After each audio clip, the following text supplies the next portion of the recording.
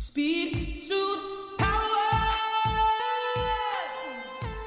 We did book one that released in 2009. And then in 2011, I produced an independent film version of book one called Speedsuit. And so initially, I remember it was the beginning of 2011. Technically, it was the last night of 2010. And I was at the diner with my dad.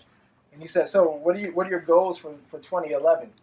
And I said, "Oh, well, I want to see about the possibility of getting book one produced as, a film." And so he said, "Why don't you just produce it?"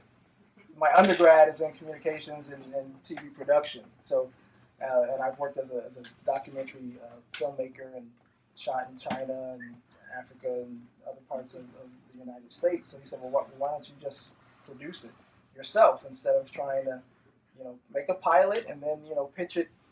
And I was like, "Do you think I could do that?" And he was just like, "Yes." Thank God for parents who are encouraging of their kids. And so I said, okay. So I did some research and came back to my dad.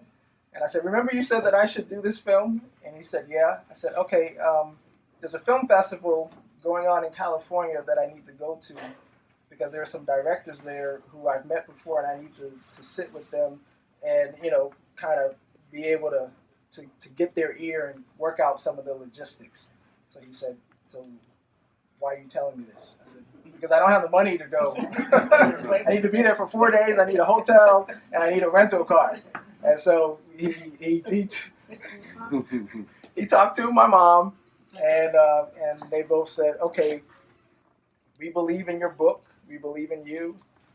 We'll pay for you to go out to California and see what you can do." So I went out to California in March of 2011.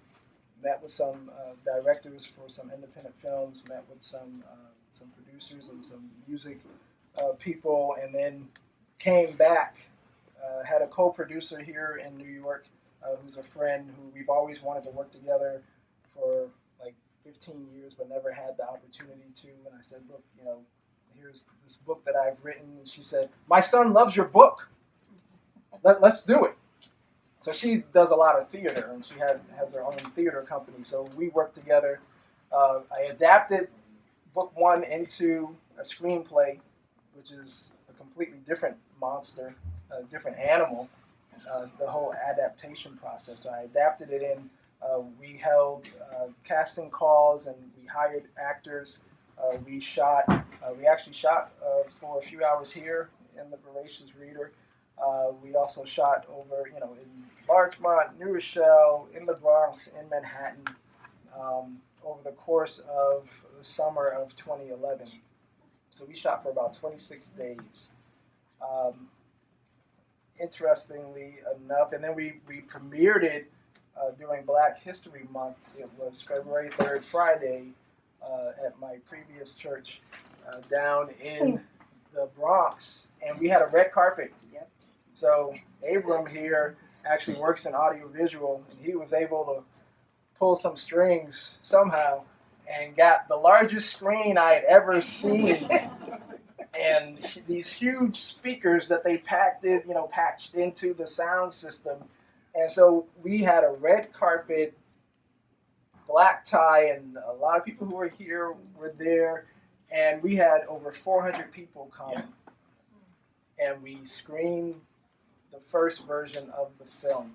And so every weekend in February in 2012, I was at a different community center or a different church or, a different place screening this film, talking about the issues of bullying and what we can do to help find some solutions. And so we did 14 screenings between 2012 and 2013, and now the video is available to watch for free on Vimeo.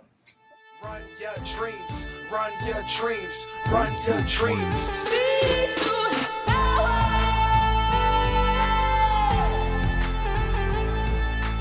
Run your dreams, run your dreams, run your dreams, run your dreams.